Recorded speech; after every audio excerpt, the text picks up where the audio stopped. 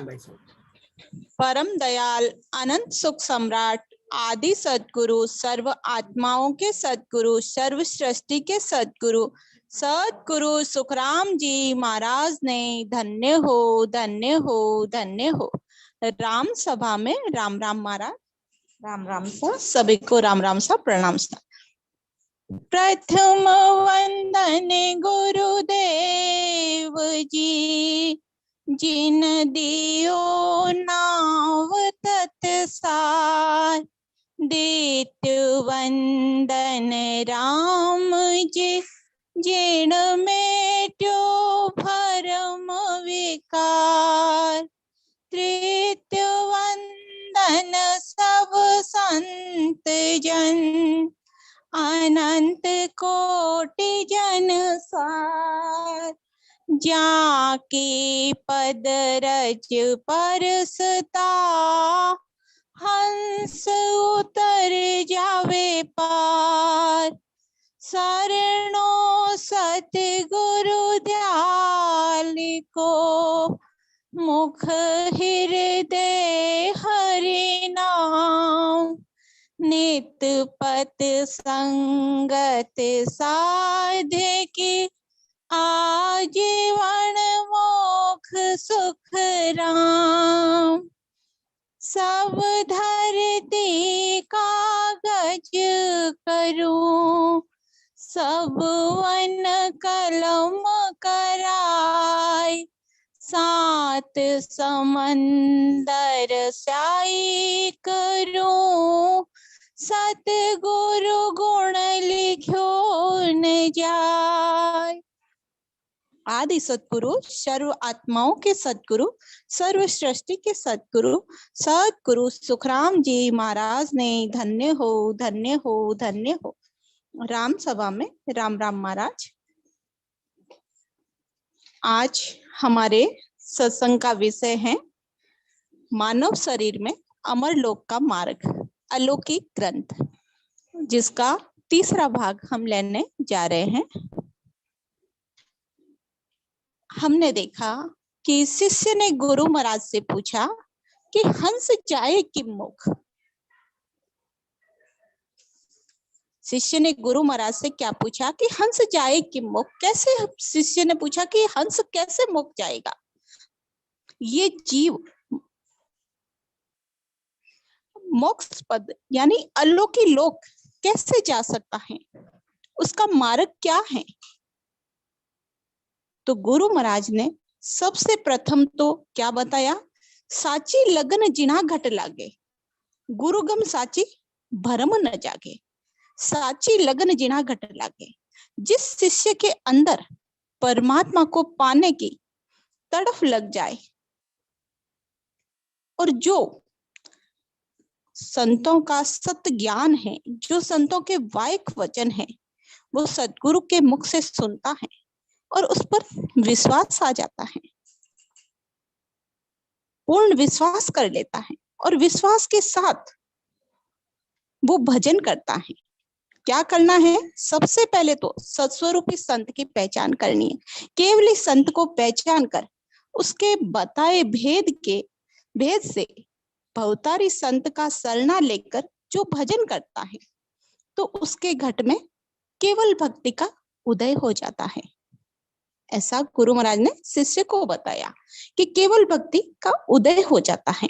पहले तो हमने देखा है कि सत्संग में कानों से हम ज्ञान को सुनते हैं, फिर भेद विधि से प्रेम प्रति से भजन करते हैं तो क्या होता है, वो ने अंचर, वो कुदरत कला हमारे कंठ पर प्रकट होती है। ब्रह्म वैराट से आकर शिष्य के कंठ पर प्रकट हो जाती है।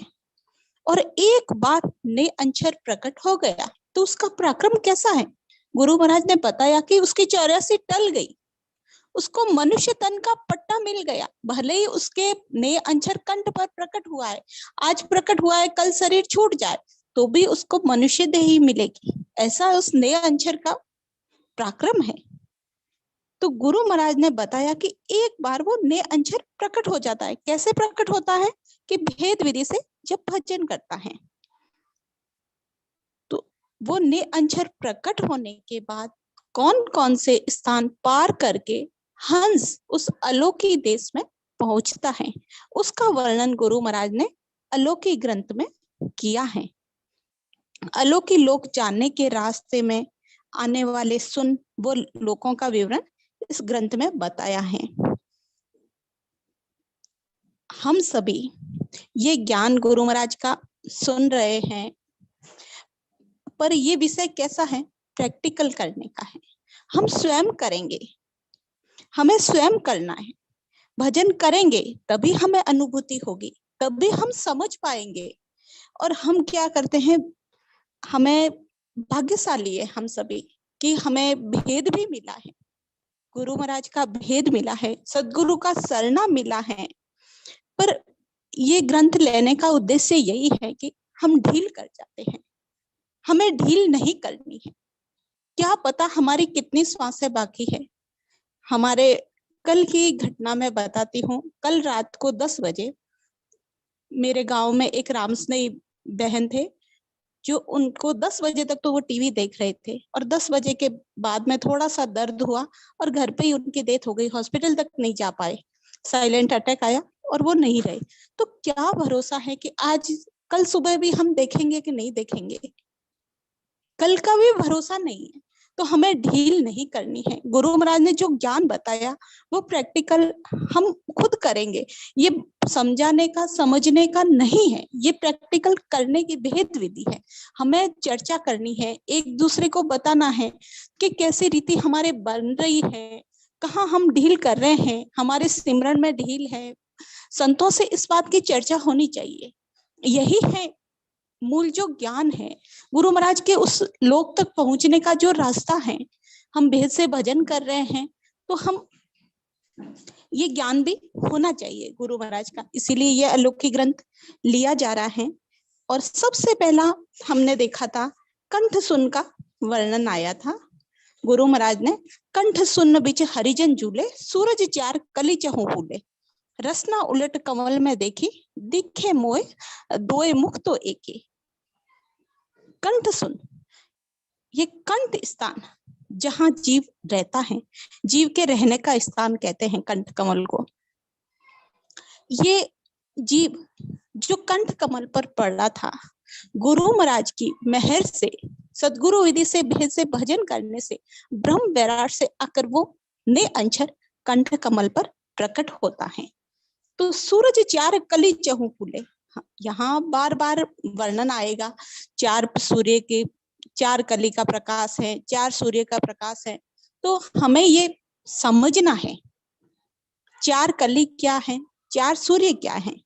जैसे हम सभी देखते हैं, कोई छोटा बच्चा हमारे हैं, पहले तो हम प्ले ग्रुप में डालते हैं, फिर नर्सरी, केजी, प्रेप, ऐसे करके फर्स्ट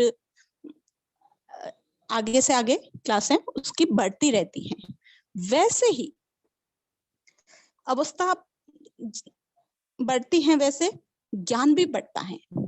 जैसे हम शुरुआत में भजन सिमरन करते हैं तो हमें यही पता रहता है कि राम राम का रटन करना है, फिर कंठ कमल पर अनुभूति होती है तो हमें विश्वास आता है। ऐसे आगे से आगे हमारा ज्ञान बढ़ता है, अवस्था बढ़ती है।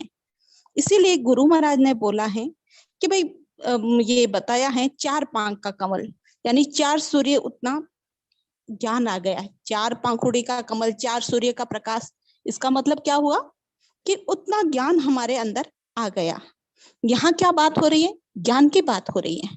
चार पांख का कमल, चार सूर्य का प्रकाश। ये फिर गुरु महाराज बताते हैं कि जैसे ये विस्तृत वर्णन, चार पांख का विस्तृत वर्णन हमारे सुख विलास ग्रंथ में मिलता है, जो हमारे रामसभा भारत में लिया है वो हम देख सकते हैं।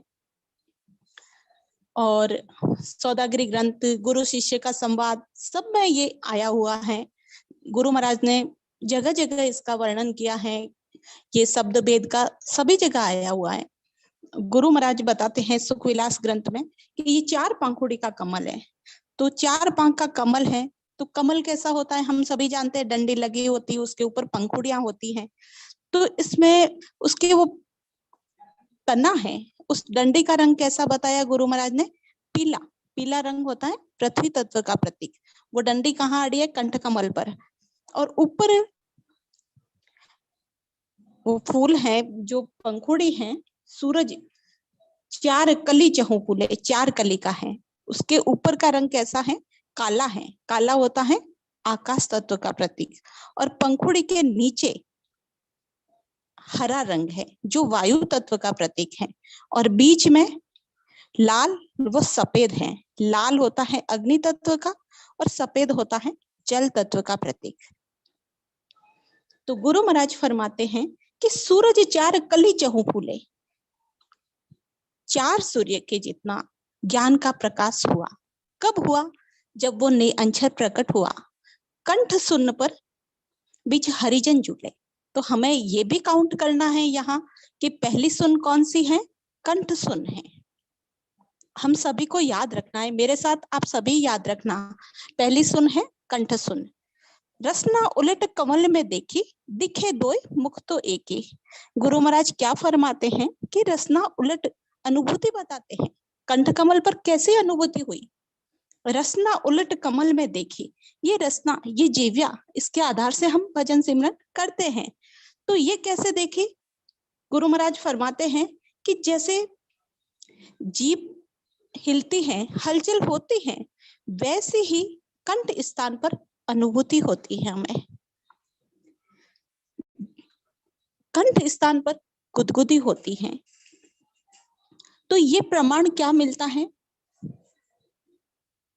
कि भाई कंठ कमल पर शब्द प्रकट हो गया है। ये मुख तो एक ही है और अनुभूति कहाँ हो रही है? 2 स्थान पर हो रही है।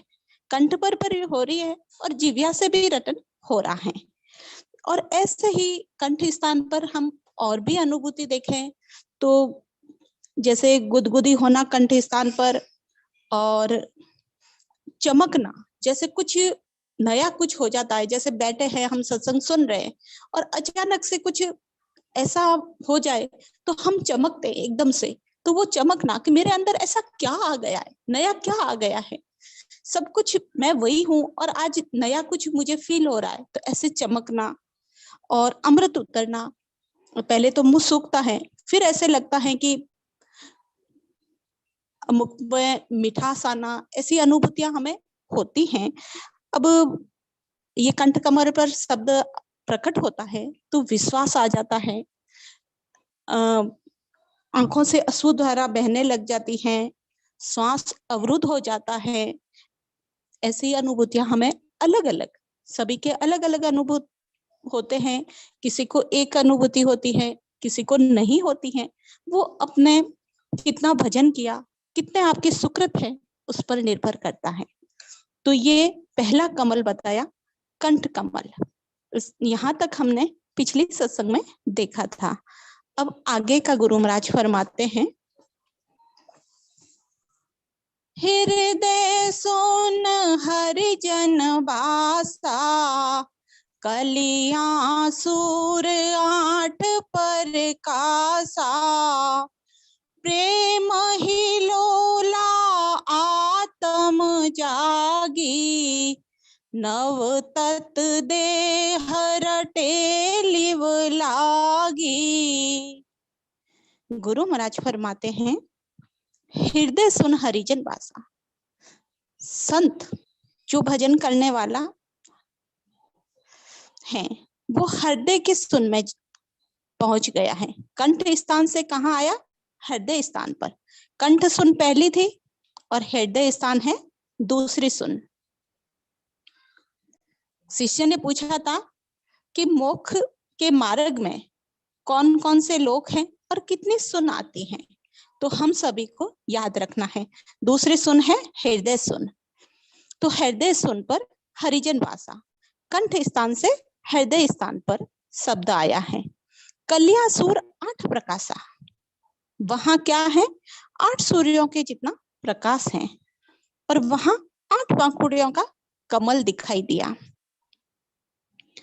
अब 8 पंखुड़ियों का कमल दिखाई दिया।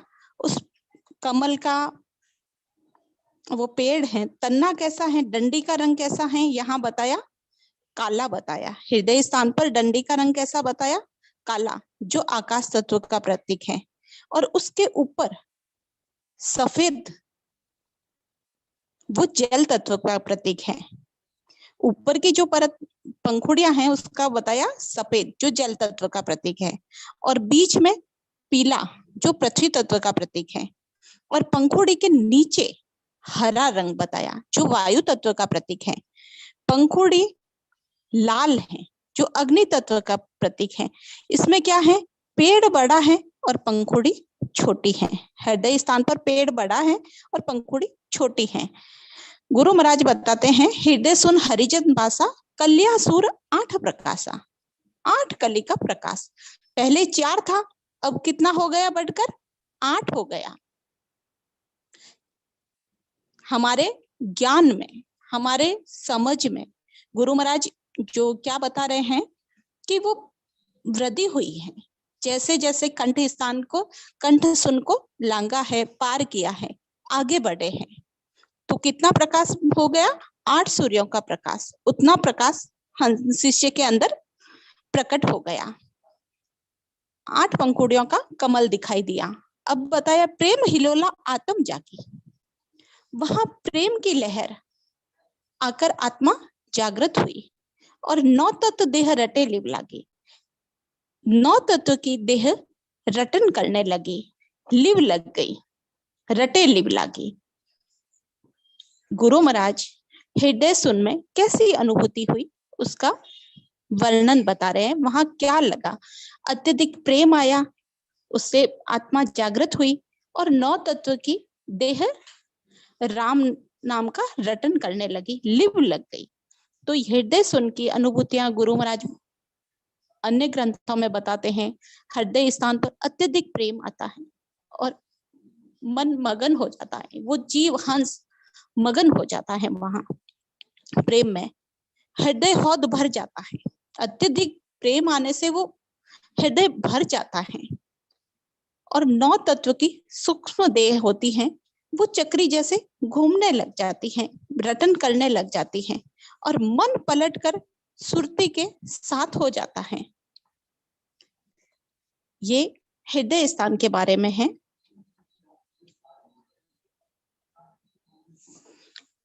हृदय स्थान है, हृदय सुन हरिजन बासा, कल्या सूर 8 प्रकाशा।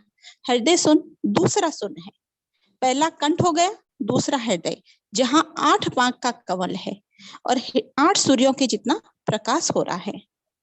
हृदय स्थान कौन सा होता है, कंठ कमल से 6 अंगुल नीचे हृदय कमल है। कंठ कमल हम सभी जानते हैं, कंठ कमल से 6 अंगुल नीचे हृदय कमल है। कंठ कमल में के सरस्वती का स्थान, हृदय कमल में हम कहते हैं शिव पार्वती का स्थान, वो कहाँ है, कंठ स्थान से 6 अंगुल नीचे, वहां 8 पांख का कमल है, 8 सूर्यों के जितना प्रकाश है। गुरु महाराज एक साखी में फरमाते हैं, पूर्ण चंद्र पवास्यो हृदय होय रया, खंड उजियाला निरीख्या नूर जिगाओ मिग लागी, दे बिच दीपक माला। पूर्ण चंद्र, पूर्णिमा की रात्रि को पूर्ण चंद्रमा उदित होता है तो उसका उजाला क्या होता है, चारों ओर पूर्ण रात्रि अखंडित रहता है। वैसे ही शब्द हृदय स्थान पर आने से देखने पर नूर यानी शब्द का जो प्रकाश हो रहा है वो जिघामिघ लगी है, वो पूरे शरीर में, खंड पिंड ब्रह्मांड में शब्द की सोजना हो रही है। गुरु महाराज फरमाते हैं कि कल्या सूर 8 प्रकाशा, 8 सूर्यों के समान प्रकाश हो रहा है, तो उस प्रकाश से प्रेम हिलोला आत्म जागे।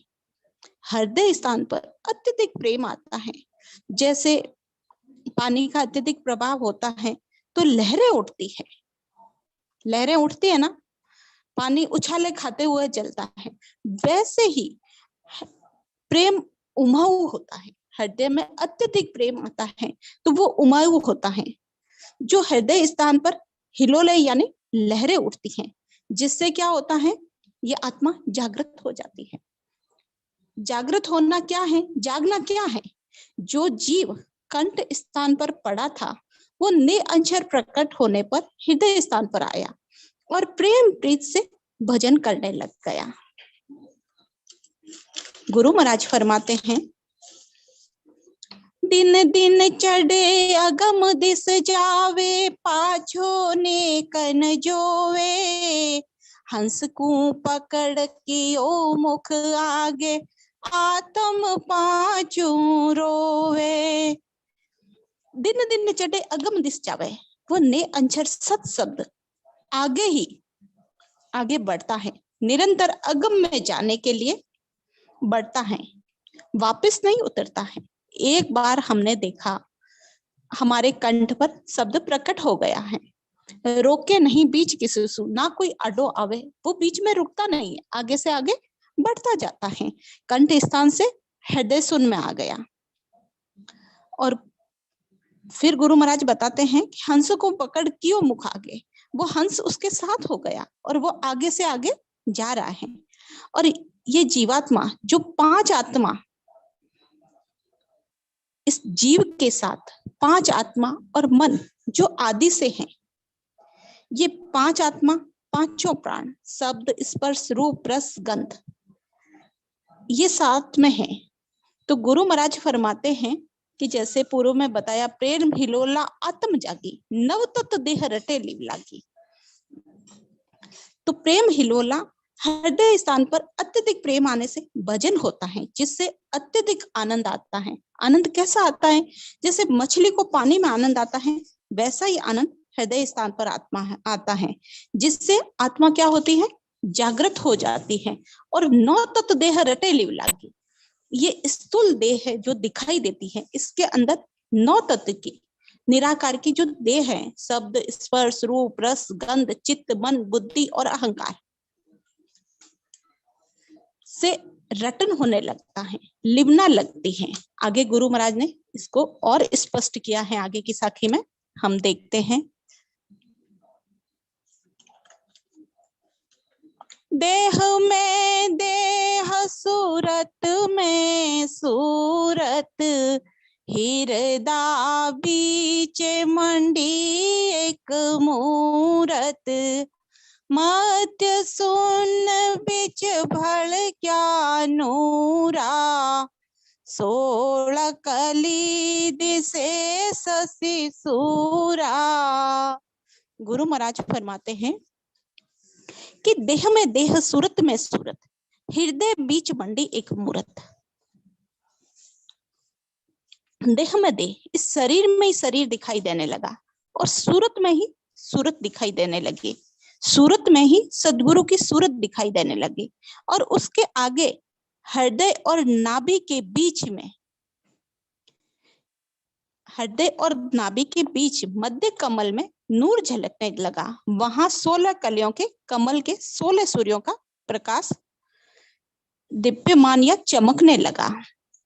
गुरु महाराज फरमाते हैं कि जैसा हमने पूर्व साखी में देखा था कि कंठ के बाद शब्द हृदय सुन पर आया, जहां 8 सूर्यों का प्रकाश है, हृदय स्थान पर अत्यधिक प्रेम आने से शब्द उमाऊ हुआ और 9 तत्व की निराकार की देह भी भजन में लग गई। गुरु महाराज क्या फरमाते हैं कि निराकार की देह भी भजन में लग गई। यहाँ गुरु महाराज बता रहे हैं कि देह में देह, सूरत में सूरत, हृदय बीच मंडी एक मूरत। ये हमारी 5 तत्वों की स्थूल देह में 9 तत्वों की देह से भजन हो रहा है। यानी हंस व्रत की वृत्ति कैसी हो गई? अंतर्मुखी हो गई, मन के साथ सुरती लग गई। जो सुरती बाहर की तरफ लगी थी वो भजन में लग गई। गुरु महाराज फरमाते हैं कि वो सूरत हृदय स्थान पर लेकर आ गई।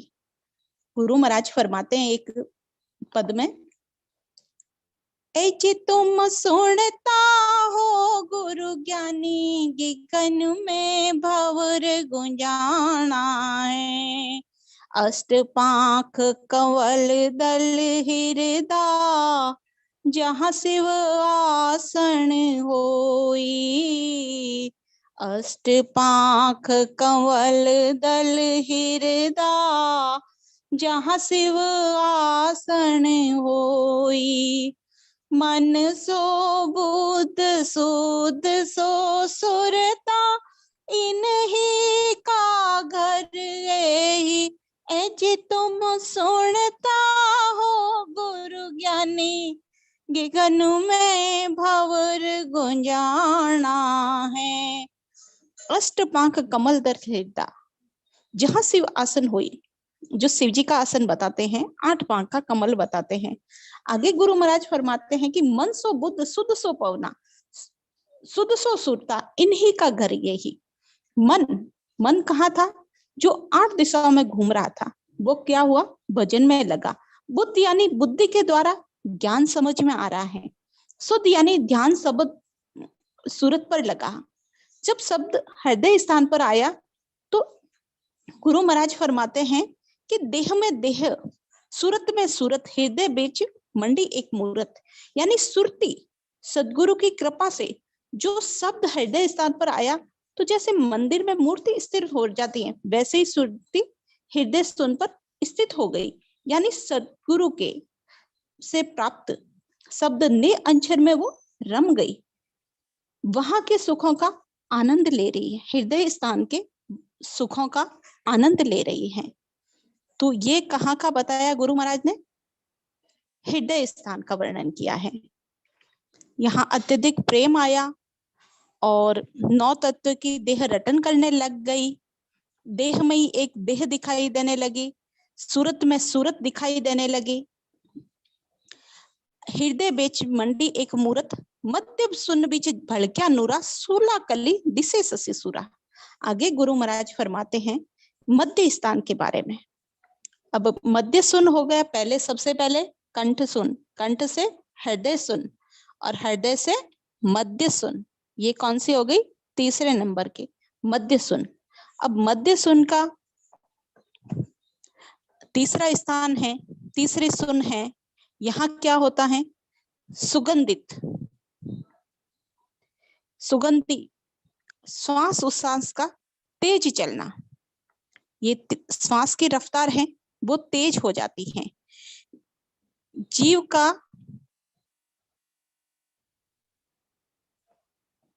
स्थान में स्वयं का आभास नहीं रहता। ये कहाँ का बताया? मध्य सुन की अनुभूति बताई। मध्य सुन बीच भड़क्या नूरा, सूला कली दिसे ससी सूरा। हृदय सुन व नाभ सुन के दोनों के बीच का स्थान, हमने देखा कंठ कमल से 6 अंगुल नीचे हृदय स्थान है, और हृदय स्थान और नाभि स्थान के बीच का जो स्थान है उसको हम क्या कहते हैं?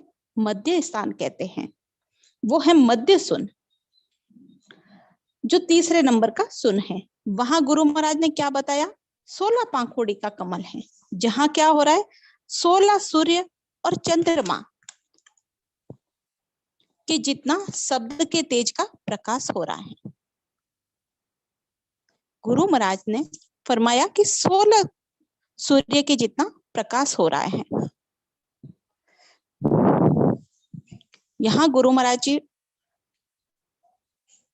फरमा रहे हैं कि सौदागिरी ग्रंथ में भी इसका उल्लेख आया है। वहां एक साखी में गुरु महाराज ने बताया, उजली धार अमीरस पिया, आनंद उपजा भारी, फूल्या कवल कली सब फूली, फूल रही सब क्यारी।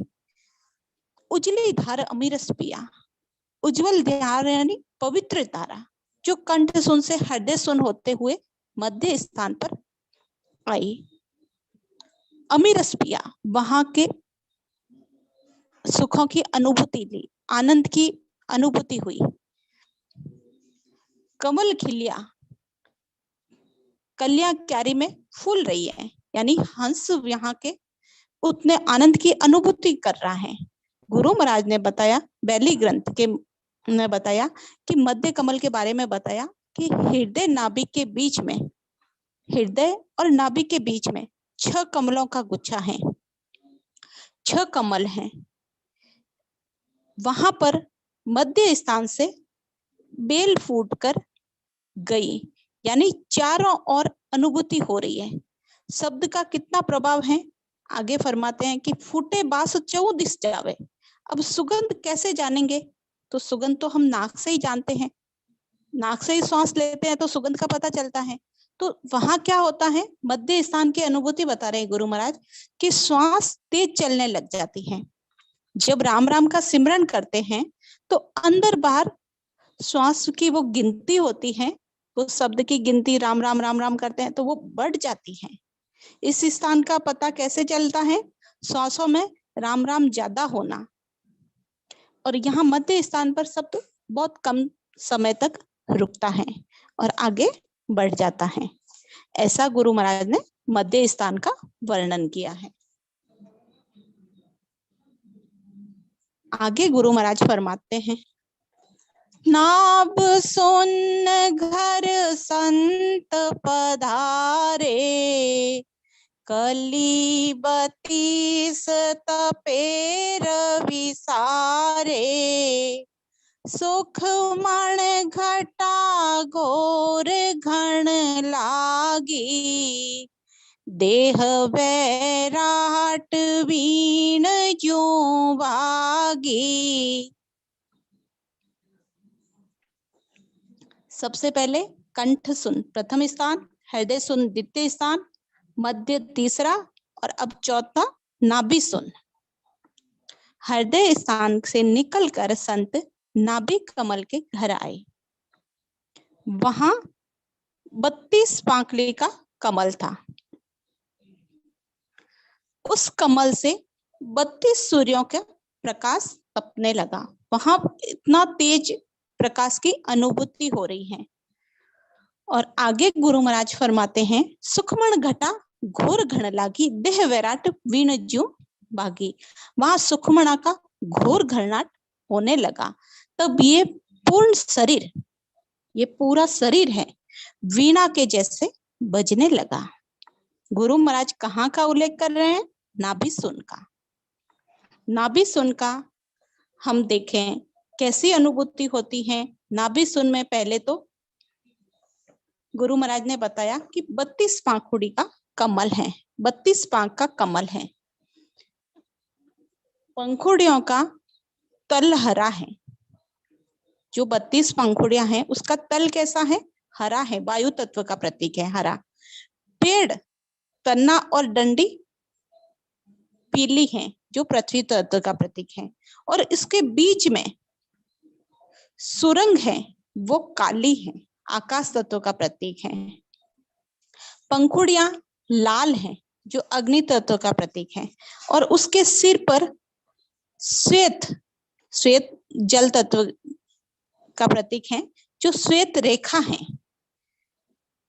सुरती ऊपर जहां से नाभि में पहुंची, वहां नाभि के ऊपर 24 पांख का श्वेत जल कमल का आभास हो रहा है। गुरु महाराज नाभि कमल के बारे में ये बताया है सुख विलास ग्रंथ में। और अधिक अगर कमलों के बारे में हमें जानकारी चाहिए तो हम सुख विलास ग्रंथ सुन सकते हैं, वहां ज्यादा डिटेल में दे रखा है। यहाँ हम इतना ही बता पाएंगे। गुरु महाराज फरमाते हैं, यहाँ नाभि सुन की अनुभूति, सुखमण घटा घोर घन लागी, देह वैराट बीण जो मागी बागी, ये बताई अनुभूति। और अनुभूतियां हम देखें तो ये होता है कि जो 5 आत्मा कहें या ज्ञानेंद्रियां कहें, वो 5 आत्मा नाभि में अलग हो जाती हैं। शब्द स्पर्श रूप रस और गंध से हंस न्यारा हो जाता है। और यहाँ से नाभि स्थान से नाड़ियों के धड़कने का, नाद का आभास होता है। वो कहाँ तक होता है, ब्रह्मांड तक होता है। और रोम रोम में ररंकार होना, जल की धारा बहने लगती है, जैसे ठंडक होना, पूरे शरीर में ठंडक का एहसास होता है। जब हमारा भजन नाभि सुनने पर होता है तो ऐसी अनुभूति होती है, गुरु महाराज ने फरमाया है। गुफा में हंस को सत्य शब्द के साथ होना, और वहां 13 अनेकों भ्रमर आकाश में गुंजार कर रहे हो, ऐसी आवाज सुनाई देती है, ऐसी अनुभूति होती है। भ्रमर की आवाज कैसी होती है, वैसी अनुभूति होती है यहाँ नाभि कमल पर। अब गुरु महाराज ने इस साखी में क्या फरमाया वो हम देखते हैं। नाभ सुन संत घर संत पधारे। कंठ में 4 पंखुड़ी का कमल, हृदय में 8, मध्य में 16 और उसके बाद में 32 पंखुड़ी, 32 सुन है, नाभि सुन है, वहां पर 32 पंखुड़ी का कमल है, 32 पाखड़ी का कमल है। वहां 32 सूर्यों के जितना प्रकाश है। वहां 5 आत्मा अलग हो जाती हैं। शब्द नाभि स्थान जो शरीर में पृथ्वी है वहां आया है। हम कहते हैं ना देवलोक, मृत्युलोक सब यहाँ ही है, तो वो पृथ्वी है, वहां आया है। गुरु महाराज ने बैली ग्रंथ में नाभि को क्या बताया? कुंड बताया। जैसे कुएं से पानी निकालकर पानी हौद बाहर बना होता है उसमें भरते हैं। हम देखते हैं, हम सभी राजस्थान में जो रहते हैं उन्होंने खेती तो अच्छे से ही देखी होगी। पानी कुंड में से बाहर आता है और हौद में भरा जाता है, और हौद में से वो क्या होता है, पूरे खेत में जो बेल होती है, नाली क्या है उसको, बेल समझ में नहीं आए तो नाली से पूरे वो बनाई हुई होती है, पूरे खेत में पहुंचता है। और पूरा खेत कैसा होता है? हरा भरा होता है। तो वो पानी जैसे हौद में गिर रहा हो, हम देखते हैं नाभि हौद भर रहा है। जैसे बरसात में हम देखते हैं कि पानी गिरने की आवाज दूर दूर तक सुनाई देती है, वैसे ही शब्द नाभि पर आने से उसकी गर्जना आवाज सुखमणा तक सुनाई दे रही है। नाभि से क्या होता है कि 999 नाड़ियां जुड़ी होती हैं। गुरु महाराज ने क्या बताया? इस देह को गुरु महाराज ने वीणा के समान बताया। जैसे वीणा को हाथ में लेते हैं तो तारों में वाइब्रेशन होता है, वैसे ही पूरे शरीर में शब्द की गर्जना की ध्वनि सुनाई दे रही है। नाभि स्थान हमारे शरीर का केंद्र है, यहीं से संपूर्ण शरीर को पोषण मिलता है। यहाँ पर भजन की सर्वाधिक अनुभूति होती है। हमारे शरीर में कितनी है? 72,000 नाड़ी है, उसमें से 990 नाड़ी जो नाभि से जुड़ी है, केंद्र में मिली हुई है। यहाँ शब्द की गर्जना यानी आवाज दूर दूर तक सुनाई दे रही है। तो गुरु महाराज फरमाते हैं, सुखमण घटा घोर घंटागी, देह वैराट बीण ज्यों वागी। जैसे बीना की एक तार पकड़ते हैं तो वो वाइब्रेशन पूरे तारों में होता है, वैसे ही नाभि पर जब शब्द आता है तो उसकी घोर गर्जना कहाँ तक जा रही है? सुखमणा तक जा रही है। गुरु महाराज फरमाते हैं, शब्द चेतन देह चमके, हिर शब्द चेतन देह चमके, इमरत मीठी सी, नाड़ नाड़ न्यारी सर बोले, जागो शहर गंभीर मुरली, बाज सुखमण तीर मुरली, बाज सुखमण तीर। शब्द चेतन देह चमके। जब देह में शब्द जागृत होता है तो इमृत की अनुभूति होती है, नाड़ी नाड़ी जागृत होती है। नाड़ नाड़ न्यारी सर बोले, जागो शहर गंभीर। शहर किसको बताया? इस शरीर को बताया। मुरली बाजे सुखमण तीर, उसकी गर्जना, उसकी आवाज पूरे शरीर में हो रही है, क्योंकि ये नाड़ियों का ये वाइब्रेशन आगे से आगे हो रहा है। आगे और स्पष्ट हो जाएगा। आगे की साखी में गुरु महाराज फरमा रहे हैं, झरना झरे पीवे वन सारा, ब्रह्मांड गूंजे शब्द गुंजारा, गुदा सुन पर हरिजन फूगा, 64 कली सूर शशि उगा। गुरु महाराज क्या फरमा रहे हैं? नाभि में झरना झरने लगा, झरना झरे पीवे वन सारा, उससे सभी वन, वन क्या? ये शरीर, इसमें नाड़ी नाड़ी में से पीता है। झरना जरे पीवे वन सारा, सभी नाड़ी नाड़ी में वो अनुभूति हो रही है। और इस शब्द के गुंजार से ब्रह्मांड गूंजने लगा। गुदा सुन पर हरिजन पूगा, 64 कली सूर शशि उगा। गुदा घाट पर जाकर शब्द पहुंचा है और वहां से 64 पंखुड़ियों के कमल में 64 सूर्य और चंद्र उगा है। गुरु महाराज फरमाते हैं कि झरना झरे पीवे बंसारा, ब्रह्मांड गुंजे शब्द गुंजारा। जैसे हम बारिश के मौसम में देखते हैं, बारिश के मौसम में पानी ऊपर से गिरता है, उससे झरना झरता है हम कहते हैं। वैसे ही सिमरन होता है, सिमरन होने से पूरे शरीर में उसकी अनुभूति होती है। जैसे भजन करते हैं प्रेम से उमाऊ होकर वो भजन होता है, नाभि स्थान से नाड़ी नाड़ी में, रग रग, रोम रोम में वो भजन होने लगता है, तो उसका वो वाइब्रेशन होता है। उसी को गुरु महाराज ने यहाँ कहा है झरना झरते हैं। जैसे बारिश के मौसम में पानी गिरता है, ऊपर से गिरता है तो हम उसको झरना कहते हैं। वो पानी क्या होता है, ऊपर से पानी गिरता है, झरना झरता है, और वो पानी जैसे जैसे वन में जंगल में बहता हुआ जाएगा, वैसे वैसे वो क्या करेगा, आगे से आगे संपूर्ण वन को हरा भरा कर देगा। वैसे ही जोरावर भजन होता है, जब शब्द एक एक सुन को चूर्ण करते हुए आगे से आगे बढ़ेगा, तो इस शरीर रूपी वन में नाड़ी नाड़ी, रोम रोम में सत्स्वरूप ही सत्स्वरूप की सत्ता जागृत हो जाएगी।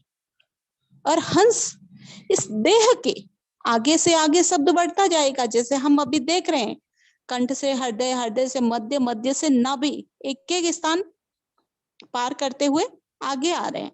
तो जैसे आगे से आगे एक एक स्थान हंस लांग कर आगे बढ़ेगा, एक एक लोक को, एक एक सुन को पार करेगा, तो क्या होगा, जैसे वन पूरा हरा भरा हो जाता है, वैसे ही सत्स्वरूप की सत्ता जागृत हो जाएगी और इस देह के अलौकिक लोक में हंस पहुंच जाएगा।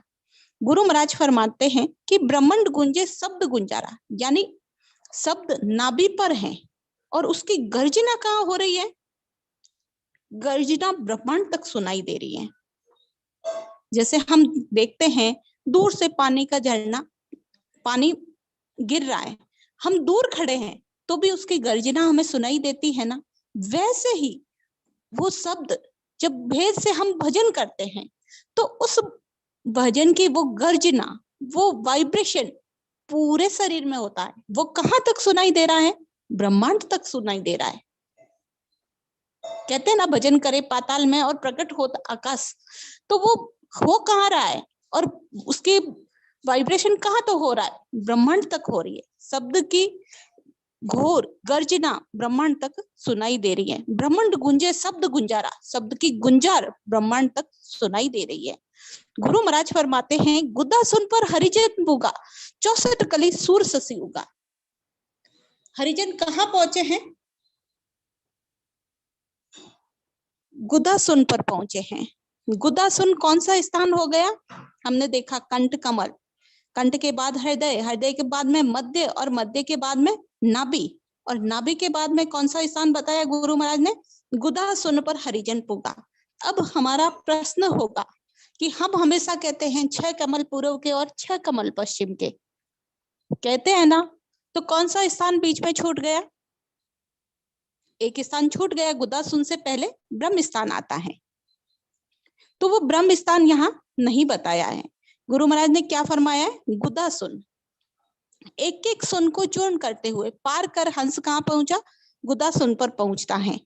और वहां का क्या बताया, गुदासुन पर हरिजन पुगा, 64 कली सूर शशि उगा। वहां 64 पंखुड़ियों का कमल, 64 सूर्य और के समान, सूर्य और चंद्रमा के समान वहां प्रकाश हो रहा है। तो यहाँ ब्रह्म स्थान का उल्लेख गुरु महाराज ने नहीं किया, क्योंकि सब जगह हम देखते हैं कंठ पर 4 पंखुड़ी का कमल था, हृदय पर 8 हो गया, मध्य पर 16 हो गया, नाभि पर 32 हो गया और गुद्दा पर 64 हो गया, और दुगुना हो रहा है ना। और ब्रह्म स्थान पर दुगुना नहीं हो रहा है, क्योंकि ये स्थान अपूर्ण है, अपूर्ण बताया है। इसीलिए गुरु महाराज ने यहाँ ये शून्य में नहीं गिना और यहाँ शब्द भी ज्यादा नहीं ठहरता है। गुरु महाराज ने इसका उल्लेख क्यों नहीं किया, क्योंकि ये स्थान अपूर्ण है, यहाँ दुगना नहीं हो रहा है, तो इसको शून्य में नहीं माना। तो हमें सुन काउंट करनी है। तो अभी तक हम कहाँ तक पहुंचे हैं? पांचवी सुन है गुदा सुन, वहां हम पहुंचे हैं। गुरु महाराज फरमाते हैं गुदा सुन पर हरिजन पुगा। पांचवी सुन कौन सी है? गुदा सुन। हम सभी को ये ग्रंथ जब तक पूरा हो तो हम सभी को मुख से याद होना चाहिए। ये बार बार रिपीट क्यों कर रहे हैं? कि हम सभी को याद हो जाए कौन कौन सी सुन है, कौन कौन से लोक हैं जो पार करके हंस आगे जाता है।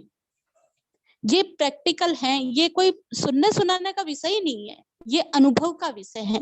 और हम सभी को होना चाहिए, किसी को ज्ञान बताएं, हम खुद समझे, तो ये हम सभी को याद होना चाहिए।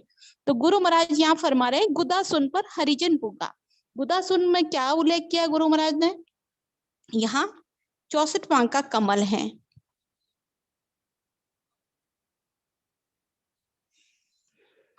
गुरु महाराज ने बताया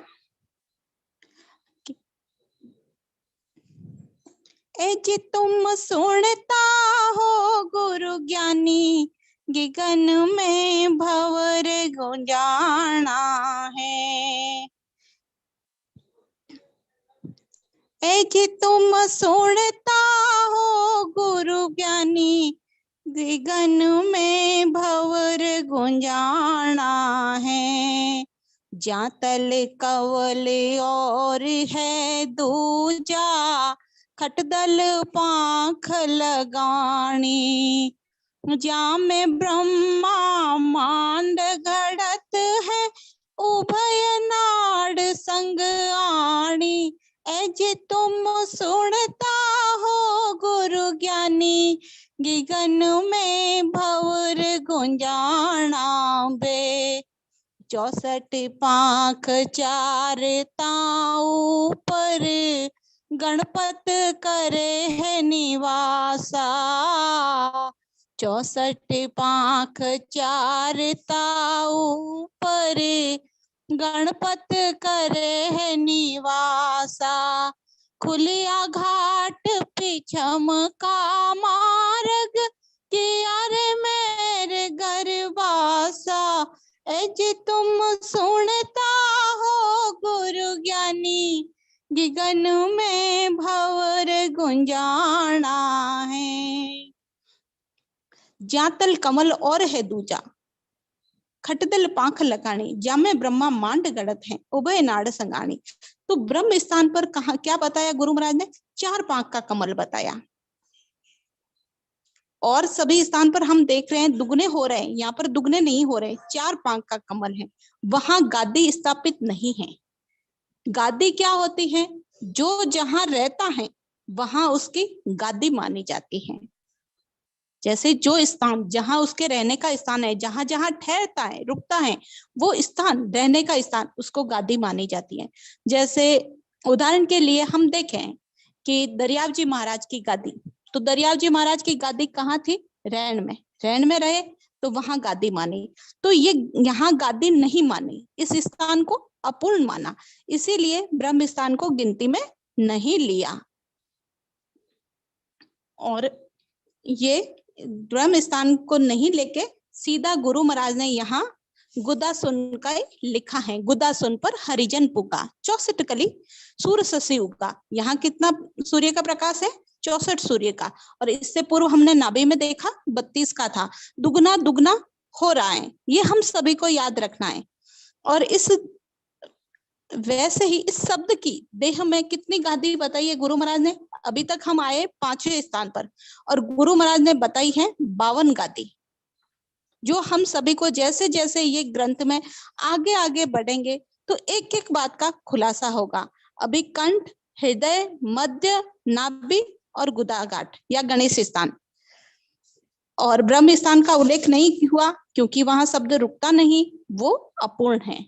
तो यहाँ तक हमने 5 गादी देखी, 5 स्थान देखे, 5 सुन देखी, और आगे का हमारा समय अभी हो रहा है, तो हम अगली